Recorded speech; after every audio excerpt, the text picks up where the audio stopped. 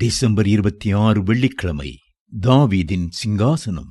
கர்த்தராகிய தேவன் அவருடைய பிதாவாகிய தாவீதின் சிங்காசனத்தை அவருக்கு கொடுப்பார். அவர் யாக்கோபின் குடும்பத்தாரை என்றென்றைக்கும் அரசாளுவார். அவருடைய ராஜ்யத்திற்கு முடிவிராது.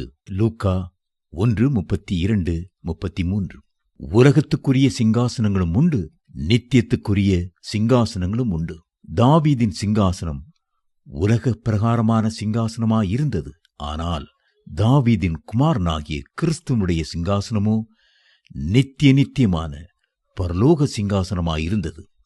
தாவீது ஒரு ராஜகுமாரனாக பிறக்காமல் மேய்ப்பனாக பிறந்தார்.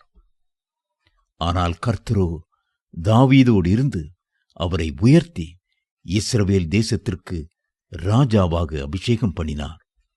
அதற்கு முன்னால் இருந்த சவுலின் சிங்காசனம் தள்ளப்பட்டு புறக்கணிக்கப்பட்டு போயிற்று.